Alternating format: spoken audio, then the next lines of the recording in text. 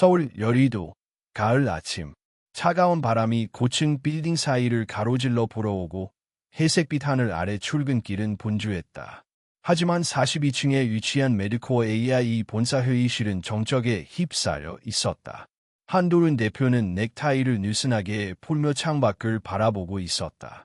불과 2시간 후 일본 오사카에서 온 다카하시 그룹의 이사진이 도착할 예정이었다. 수개월간 준비해온 AI 의류 진단 시스템 투자 계약. 그 규모는 3천억 원에 달했으며 계약만 성사되면 메드코어 AI는 아시아 의류 시장의 주도권을 쥘 수 있었다. 하지만 지금 모든 게 무너질 위기에 놓여 있었다. 대표님, 통역사 쪽에서 연락 왔습니다. 김유라 씨, 맹장염으로 응급수술 들어갔다고 합니다. 비서의 말에 회의실 공기가 더욱 무거워졌다. 대체 통역사를 구할 시간은 없었다. 일본 측은 철저하게 일본어만 사용하는 원칙을 고수해왔고 어떤 예의도 허락하지 않았다. 지금이라도 회의 연기 요청을 넣는 게 낫지 않겠습니까? 이세진 부대표가 말끝을 강하게 날렸다. 그녀는 수치에 강했고 감정에는 무관심한 편이었다. 언제나 이성적이었고 위험한 모험을 싫어했다. 연기하면 끝이야. 이 계약은 한 번 놓치면 다시는 기회 없어. 한도르는 낮게 대답하며 양손을 모아 이마에 댔다. 그의 목소리에는 절박함이 묻어 있었다. 한때 그는 서울대 의대를 졸업하고 안정적인 교수직을 버리고 이 회사를 세웠다. 수많은 밤을 병원 데이터와 씨름하며 만든 AI 진단 알고리즘. 하지만 기술만으로는 세상을 바꿀 수 없었다. 자본이 필요했다. 영향력이 필요했다.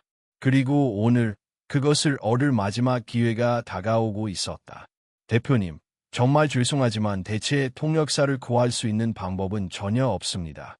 국내는 물론 일본 대사관 통해서도 알아봤는데 다들 일정이 꽉 찼습니다. 비서의 말에 신락 같은 희망마저 사라졌다. 한도르는 무너져가는 마음을 추스르려 책상에 앉았지만 눈앞이 흐릿해졌다. 손목시계는 오전 8시 13분을 가리키고 있었다. 회의는 10시 정각에 시작된다. 이제 남은 시간은 1시간 47분. 그 순간이었다. 복도 끝에서 희미하게 들려오는 노랫소리. 또렷한 일본어였다. 높은 음정, 맑은 목소리. 어린아이의 노래 같았다. 생소한 선율이지만 익숙한 일본 전통 민요 같았다. 한도르는 무의식적으로 일어나 소리가 나는 쪽으로 걸어갔다. 엘리베이터 옆 복도, 창고 옆 작은 휴게실. 거기서 한 여자아이가 걸레를 돌리며 노래를 부르고 있었다. 그녀의 옆에는 오래된 도구함이 있었고 옷은 낡았지만 단정했다. 저기, 지금 부른 노래. 일본어 맞니? 그녀는 놀라지 않고 고개를 끄덕였다. 네, 오카아상이 어릴 때 자주 불러줬어요. 오카아상, 너 혹시 일본어 할 줄 아니? 그녀는 해맑게 웃으며 대답했다. 조금이요. 엄마가 일본 사람이었어요. 돌아가시기 전까지 매일 동화책 읽어주셨고 뉴스도 같이 봤어요. 게임도 일본어로 했고. 한도르는 그녀를 자세히 바라보았다. 초등학교 저학년쯤 되어 보렸고 이름표에는 김서아라고 적혀 있었다. 너 지금 몇 살이니? 7이요. 올해 초등학교 들어갔어. 혹시 의류 용어나 회의 같은 걸 통역해 본 적 있어? 회의는 아니지만 엄마가 일할 때 쓰던 단어들 많이 들었어요. 엄마는 일본에서 은행 다니셨어요. 믿기 어려운 상황이었다. 하지만 지금 그는 믿을 수밖에 없었다. 다른 방법은 없었다. 그리고 이 아이, 단순히 언어만이 아니라 뭔가 더 특별한 게 느껴졌다. 눈빛이 달랐다. 아빠는 어디 계시니? 밑에서 일하세요. 배전함 점검하러 오셨어요. 저 따라오셨다가 잠깐 쉰대요. 한도르는 인터폰으로 경비실에 확인했고 곧 김서아의 아버지 김정환이 올라왔다. 정환은 낯선 상황에 당황했지만 딸을 바라보는 눈빛은 신뢰로 가득 차 있었다. 대표님, 저희 서아가 말이 빠르고 책도 많이 읽지만 이건 너무 큰일 아닌지 알고 있습니다. 하지만 지금은 이 아이밖에 없습니다. 그렇게 해서 메드코어 AI의 운명을 건 회의실에 7살 아이가 들어서게 되었다. 이세진 부대표는 거의 폭발 직전이었다. 대표님, 제정신이십니까? 언론에 이 사실이라도 세면 메드코어는 신뢰를 잃습니다. 신뢰는 말로 얻는 게 아닙니다. 행동으로 보여줘라죠.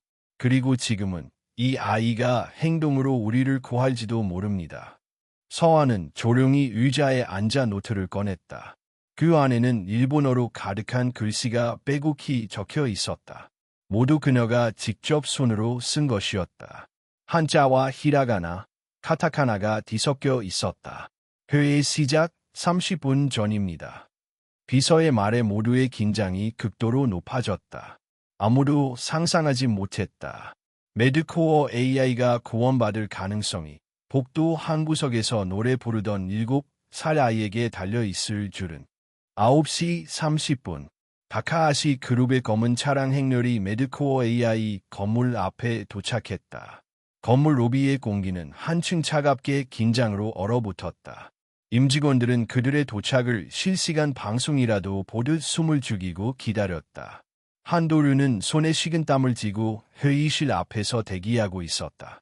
그 옆에는 작은 발을 가지런히 모은 김서아가 있었다.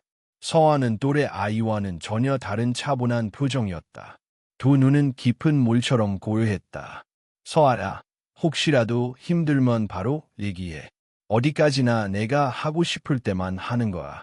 서아는 고개를 살짝 끄덕였다. 네, 하지만 괜찮아요.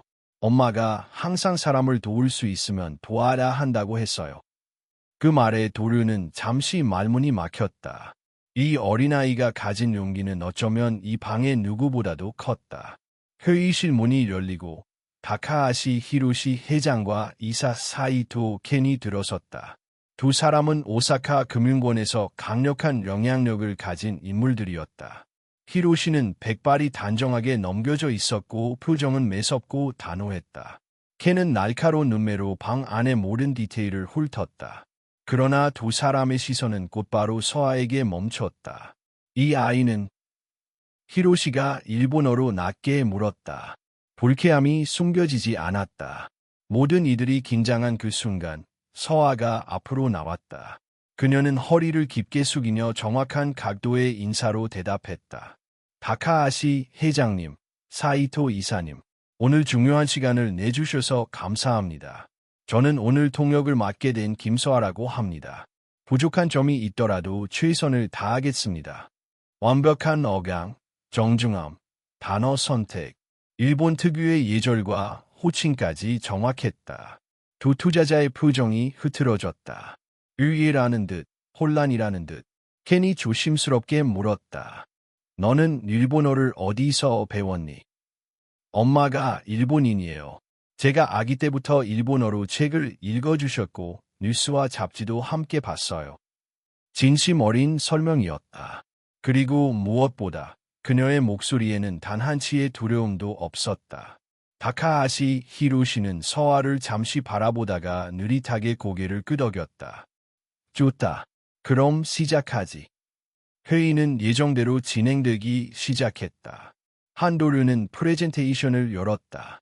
대형 모니터에 메드코어의 AI 시스템 구조가 표시되자 서아는 도륜의 말과 동시에 자연스럽게 통역을 이어갔다. 저희 메드코어 AI는 기존 진단 방식보다 40%더 빠르고 정확한 분석이 가능합니다. 서아가 유려하게 일본어로 옮겼다. 当社の医療 AI システムは既存の診断プロセスよりも 40% 早く、より高い精度を提供します. 투자자들의 얼굴에 점차 진지함이 깃들었다. 어린아이의 목소리에 기반한 회의지만 내용 자체는 더없이 프로페셔널했다. 그러나 문제는 갑자기 터졌다. 슬라이드 17번. 개인정보 보호법 관련 설명이었다. 도류는 일본의 의료 데이터 규제에 맞춘 보안책을 설명했고 서아는 그것을 완벽히 통역했지만 히로시가 던진 날카로운 질문이 문제였다. 환자 정보가 일본 서버에 저장된다 했는데 정확히 어떤 방식으로 분리 관리되는지 설명해 보시오. 서아는 통역하며 손가락으로 프레젠테이션을 가리켰다. 하지만 세 번째 문장을 옮기던 중 데이터 익명화 절차에 대한 전문 용어 하나를 잘못 해석했다. 중요한 법적 표현이 단어 하나에 따라 완전히 다른 의미가 됐다. 순간 공기가 얼어붙었다. 도륜의 얼굴이 굳었다. 이세진 부대표는 자리에서 벌떡 일어날 것처럼 보였다. 그러나 서한은 놀라지 않았다. 죄송합니다. 방금 말씀드린 부분은 제가 다시 정정하겠습니다. 그리고 그녀는 일본식 사과의 예를 정확하게 지키며 다시 설명했다. 익명화는 한국과 일본에서 사용하는 표현이 조금 다르기 때문에 제가 조금 혼동했습니다. 정확한 의미는 이것입니다. 이번에는 완벽했다. 히로시는 미세하게 입꼬리를 올렸다. 어린아이가 실수를 인정하고 침착하게 수정하는 것을 본 순간 그의 태도는 부드러워졌다. 회의는 다시 안정되었다. 그 후로 모든 내용은 매끄럽게 이어졌다. 시스템 데모, 오착 분석, 임상 데이터 결과까지 서한은 단 한 번도 흐트러지지 않았다. 그녀의 작은 손은 메모장을 빠르게 움직였고 눈빛은 날카로웠다. 2시간 후 마지막 장이 넘어갔다. 투자자들은 잠시 침묵했다. 한도류는 입술이 바짝 말랐다. 그때 히로시가 천천히 말했다. 한 대표, 귀사의 기술은 뛰어나다. 그러나 우리 회사는 보통 초기 단계 기업에 100억 원 이상 투자하지 않는다. 또한 경영권 일부를 요구한다. 상대가 제시한 조건은 지나치게 무거웠다. 이 조건을 받아들이면 회사는 살아남을 수 있지만 메드코어의 주도권을 잃게 될 수도 있었다. 회의실에 다시 긴장감이 감돌았다. 그 순간이었다. 김서아가 조용히 손을 들었다. 회장님, 실례가 안 된다면 질문 하나 드려도 될까요? 모두가 놀라서 그녀를 바라보았다. 7살 아이가 수천억 원 계약 테이블에서 질문을 하겠다고. 히로시는 고개를 끄덕였다. 말해보거라. 서아는 천천히 숨을 들이쉬고 말했다. 어렸을 때 어른들이 말도 안 된다고 했지만 그래도 이루고 싶었던 꿈이 있으셨나요? 방안이 완전히 고르해졌다. 한도류는 심장이 멎는 것 같았다. 하지만 그 다음에 일어난 일은 누구도 예상하지 못했다. 히로시의 얼굴이 흔들렸다. 걔는 고개를 숙여 한숨을 삼켰다. 그리고 히로시가 낮은 목소리로 대답했다. 있었다. 그리고 그는 자신의 가난했던 어린 시절, 학교도 없는 작은 섬에서 배웠던 꿈을 이야기하기 시작했다. 켄도 조용히 입을 열었다. 나도 동생을 잃은 뒤 훌륭한 병원을 짓고 싶다고 생각했다. 어린아이의 질문은 철옹성 같던 두 남자의 마음을 무너뜨렸다. 그리고 서아는 조용히 말했다. 한도윤 대표님도 꿈을 가지고 있어요. 아픈 사람을 더 빨리 구하는 기술을 만들고 싶다는 꿈이요. 저는 그 꿈이 두 분의 꿈과 이어질 수 있다고 생각해요. 히로시는 잠시 눈을 감았다. 그리고 그 순간 역사적인 결정이 내려졌다. 한 대표, 우리 다카하시 그룹은 당신의 회사에 300억 원을 투자하겠다. 지분은 20%만 받겠다. 한도류는 숨을 멈췄다. 이 계약은 메드코어 AI를 살릴 뿐 아니라 미래를 바꿀 결정이었다. 하지만 그 다음 히로시의 말은 더욱 충격적이었다. 단 한 가지 조건이 있다. 김서아 양, 내가 이 프로젝트의 공식 대사가 되어 주었으면 한다. 그 말에 서아는 눈을 크게 뜨고 아버지를 바라보았다. 그리고 모든 사람의 시선이 그녀를 향했다. 회의실 안은 한동안 정적이 흘렀다. 김서아는 자신을 향한 모든 시선을 느꼈다. 7살의 작은 어깨에 올려진 이 거대한 제안은 그녀에게도 생소한 감정이었다. 하지만 그녀는 고개를 숙이지 않았다. 한도류는 당황한 기색을 감추지 못했다. 아이를 보호해야 할 어른으로서의 본능이 먼저 반응했다. 회장님, 아이에게 그런 중책은. 그러나 히로시는 조용히 손을 들며 도륜의 말을 끊었다. 나는 이 아이가 오늘 단순한 통역을 한 게 아니라 사람의 마음을 움직였다고 생각하오. 우리가 30년 동안 쌓아온 숫자와 이성은 이 아이의 진심 어린 한마디에 흔들렸소. 그 말에 회의실은 다시 침묵에 잠겼다. 김정환, 서아의 아버지는 이미 회의실 뒤편에 와서 모든 과정을 지켜보고 있었다. 그는 그 순간까지도 믿을 수 없었다. 자신의 딸이 지금 서울 한복판에서 억 단위 투자를 이끌어내고 있다는 사실을. 서아는 조용히 일어나 아버지 쪽을 바라봤다. 아빠, 해도 될까요? 정화는 한참을 말없이 딸을 바라보다가 이내 조용히 고개를 끄덕였다. 해도 좋아. 내가 하고 싶은 일이라면. 서아는 다시 회장 쪽을 향해 고개를 숙였다. 감사합니다. 제가 도움이 될 수 있다면 기꺼이 하겠습니다. 이로써 메드코 AI와 다카하시 그룹의 역사적인 계약은 성사되었고 세간의 주목을 받는 프로젝트의 7살의 어린 대사가 탄생하게 되었다. 계약 체결 이후 불과 하루 만에 이 소식은 언론을 통해 전파되기 시작했다. 처음엔 단순한 호기심이었다. 7세 통역사, 일본계 혼혈 아동의 기적 같은 제목이 포털 사이트를 장식했다. 하지만 곧 기사들은 논쟁의 중심으로 번져갔다. 정말 아이가 계약을 이끌었는가? 어린아이를 내세운 기업의 마케팅 전략. 7살 아이에게 부여된 책임, 정당한가? 여론은 둘로 갈라졌다. 일부는 서아를 천재라 칭송하며 영웅으로 추켜 세웠고, 일부는 그녀를 철저한 기획 상품으로 보았다. 댓글창에는 칭찬과 비난이 뒤섞였고, 방송사들은 인터뷰 요청을 쏟아냈다. 한도르는 서아와 가족을 보호하기 위해 서둘러 언론 대응팀을 꾸렸다. 하지만 논란은 계속 커져갔다. 특히 한 케이블 방송에서 서아는 한국 국적도 아닌 일본계 아동이며 외국 자본이 의도적으로 내세운 얼굴일 수 있다는 추측성 발언이 퍼지며 파장은 더 커졌다. 이때 등장한 또 하나의 인물이 서아의 삶을 뒤흔들었다. 다카하시 히로시 회장의 아내, 다카하시 사쿠라. 그녀는 서아의 소식을 듣고 한국에 직접 방문했다. 그녀는 언론이 퇴장한 뒤 조용히 정환과 서아를 만났다.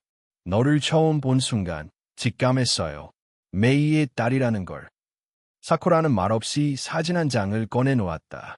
오래된 가족 사진 속에는 젊은 시절의 메이와 사쿠라 자매가 함께 웃고 있었다. 서아는 그 사진 속 메이와 똑같은 눈을 가지고 있었다. 정화는 표정을 굳혔다. 이제 와서 무슨 자격으로 찾아온 겁니까? 메이는 당신들 집안에서 버림받았습니다. 한국 사람과 결혼했다는 이유로. 사쿠라는 조용히 고개를 숙였다. 그래요. 그땐 내가 너무 어렸고 우리 집안은 폐쇄적이었어요. 하지만 지금은 다릅니다. 서아에게는 돌아올 권리가 있어요. 그녀는 다카하시 가문의 유일한 직계 혈육이며 오사카에 있는 병원과 부동산 자산의 정당한 상속인입니다. 정화는 조용히 숨을 내쉬었다. 현실감 없는 이야기였다. 단지 회사 회의에 따라온 딸이 하루아침에 일본 재벌가의 상속인이 되었다는 사실이 믿기지 않았다. 서아는 제 딸입니다. 전 재산도 명예도 필요 없습니다. 이 아이는 평범하게 자신의 속도로 자라야 합니다. 하지만 사쿠라는 단호하게 말했다. 우리는 아이를 뺏으러 온 것이 아닙니다. 그녀에게 열려있는 가능성과 선택지를 열어주기 위해 왔을 뿐이에요. 며칠 후 오사카 본사에서 공식 입장을 내놓았다. 다카하시 메이는 생전에 유서를 남겼고 그 안에 딸에게 나의 모든 것을 물려주라는 문장이 명확히 담겨 있었다. 이에 따라 김서아는 다카하시 그룹의 일부 자산을 합법적으로 상속받을 수 있는 권리가 생겼다. 이 소식이 보도되자 여론은 다시 한번 요동쳤다. 재벌 상속인 소녀, AI 기술과 일본 자본의 교차점 등 수많은 기사들이 쏟아졌다. 서아는 일약 스타가 되었지만 그 무게는 그녀에게 너무 컸다. 학교에서는 친구들이 어색하게 변했고 거리에서는 사진을 찍으려는 사람들이 나타났다. 그녀는 점점 말이 없어졌고 밤이면 엄마가 읽어주던 일본 동화를 혼자 속삭이며 잠을 청했다. 어느 날 서아는 한도윤 대표의 사무실에 조용히 들어왔다. 사장님, 저 그만둘 수 있을까요? 도류는 놀라서 몸을 일으켰다. 에이, 사람들이 제가 거짓말쟁이라고 해요.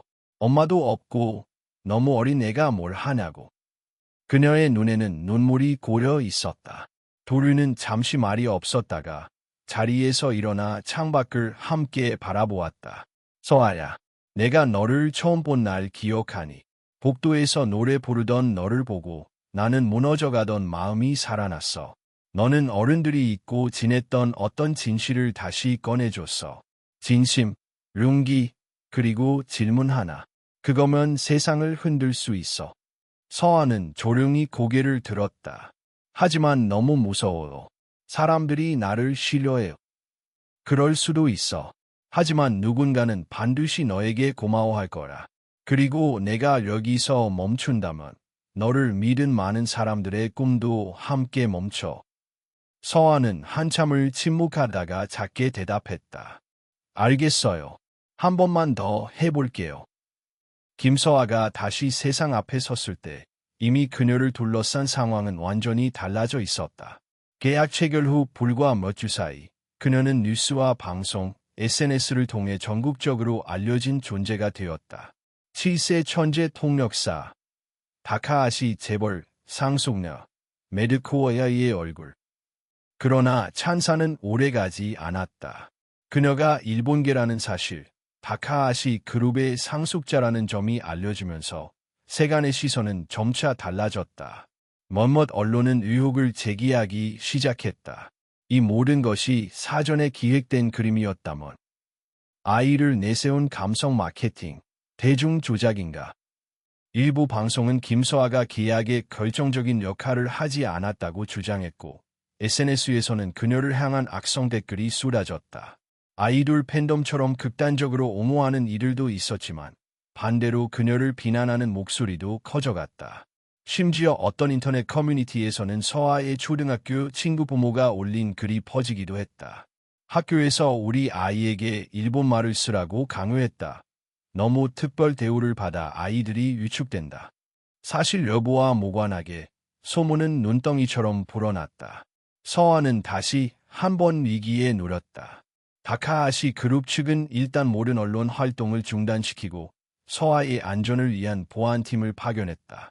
메드코어 AI도 모든 인터뷰 요청을 거절하며 공식 입장을 내지 않았다.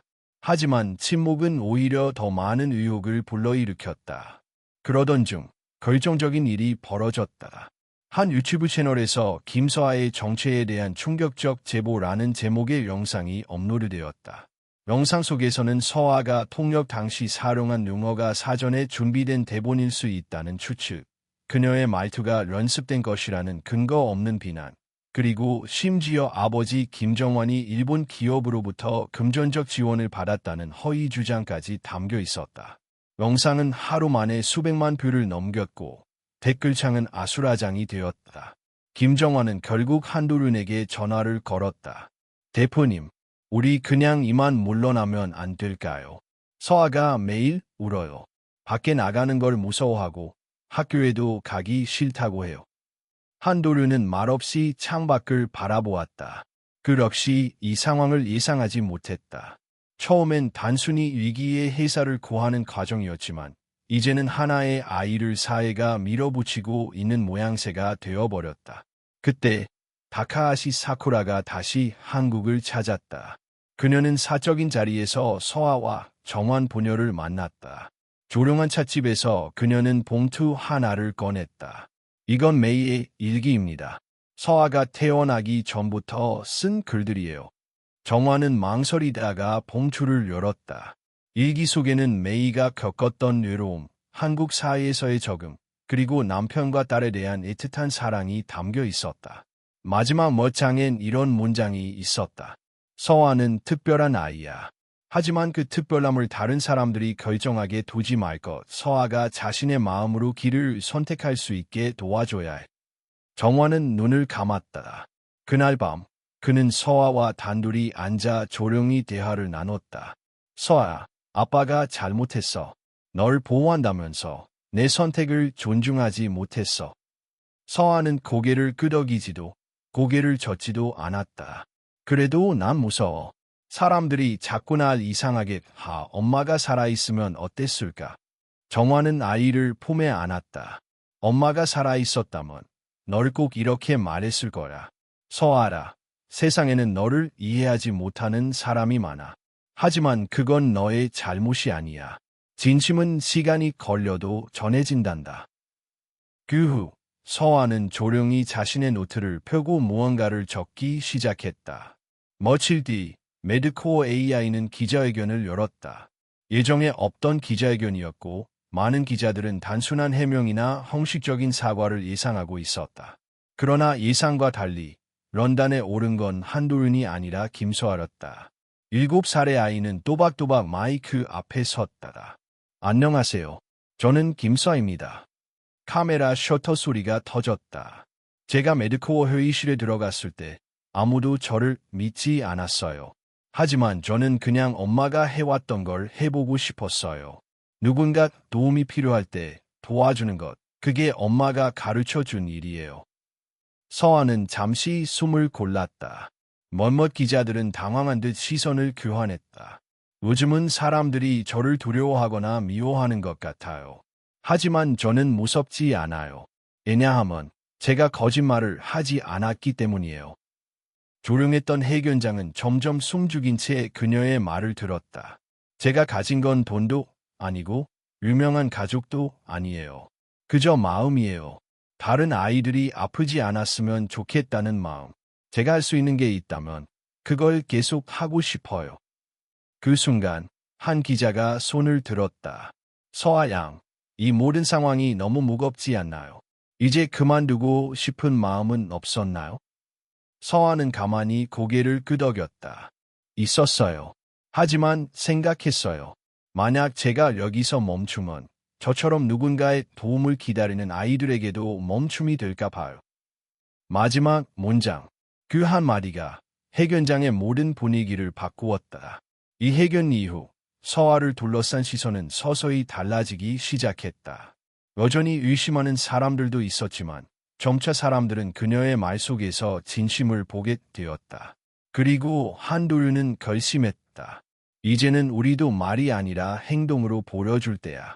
그는 매드코어 AI와 다카하시 그룹이 함께 추진하던 프로젝트의 이름을 정식으로 발표했다.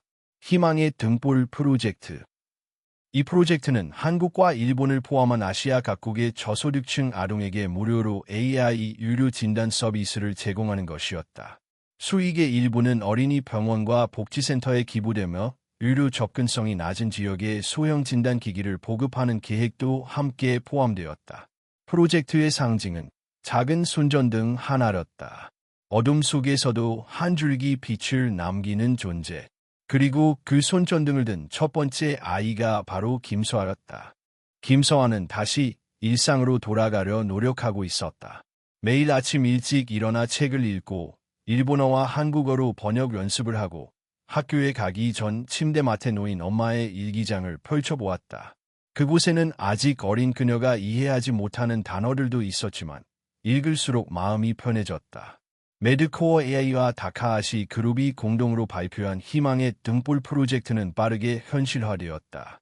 의료 시스템 구축을 위한 첫 실험 병원이 서울 외곽의 수해 지역에 설립되었고 서아는 개소식의 공식 대사로 참석했다. 그날 아침 기자들은 또다시 그녀를 둘러쌌다.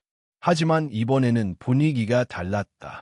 누군가가 먼저 수고 많았어요 라고 말했고 또 다른 이는 용기 있는 아이라는 문장을 기사 제목에 담았다. 서아는 기자들의 질문에 조심스럽게 대답하면서도 여전히 그늘을 완전히 벗어나지 못한 듯 보였다.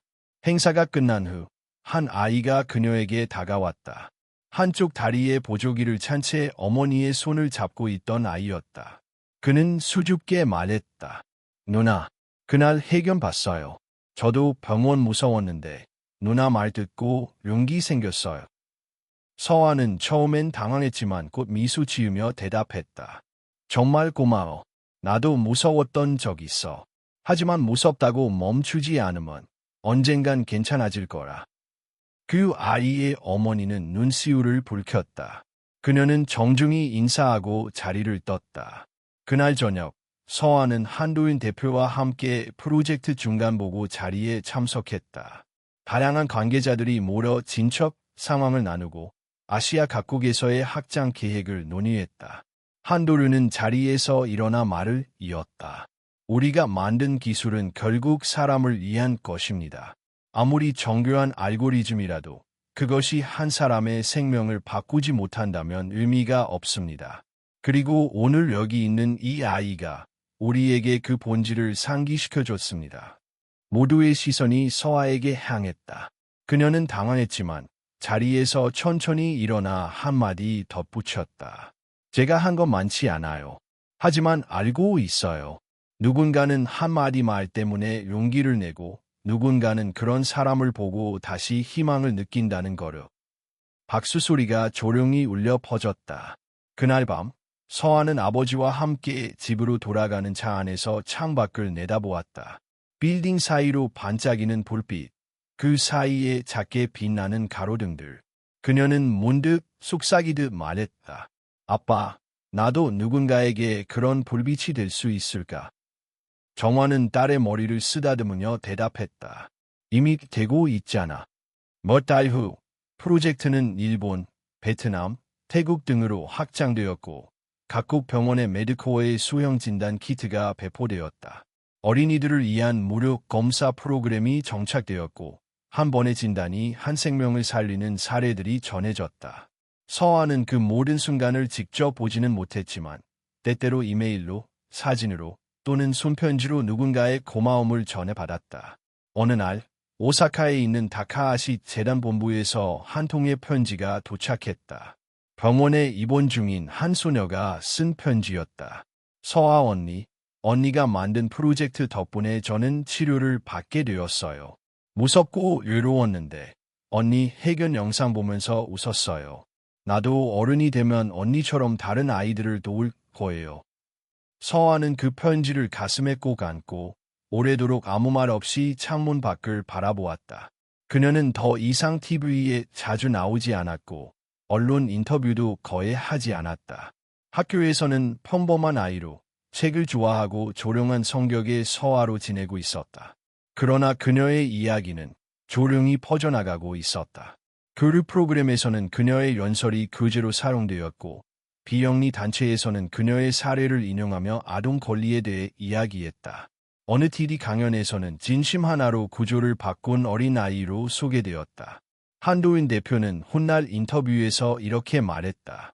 그날 복도에서 노래를 부르던 아이를 처음 본 순간부터 뭔가 달랐습니다. 그녀가 가진 언어는 단지 단어가 아니라 마음이었습니다. 그게 사람을 바꾸고 회사를 바꾸고 결국 세상을 바꿨죠. 정화는 여전히 평범한 배전반 점검 일을 하고 있었다. 하지만 그는 이제 자신이 평범하지 않은 딸을 키웠다는 걸 알고 있었다. 그리고 서아는 여전히 매일 아침 엄마의 일기장을 펼쳐본다. 마지막 페이지에는 이런 문장이 적혀 있었다. 세상은 완벽하지 않지만 그 속에서 진심을 잃지 않는 사람이 있다면 희망은 사라지지 않아. 서아는 그 문장을 천천히 따라 읽고 조용히 웃었다. 어디선가 누군가는 지금도 자신의 길을 찾지 못해 흔들리고 있을지 모른다. 누군가는 두려움에 멈춰섰을지도 모른다. 하지만 아주 작은 용기, 진심 어린 한마디, 따뜻한 눈빛 하나가 그 사람을 다시 걷게 할 수 있다면, 그렇다면 그녀가 할 수 있는 일은 분명히 남아 있었다. 그날처럼, 첫날처럼, 어둠 속에서도 작게 빛나는 등불 하나처럼.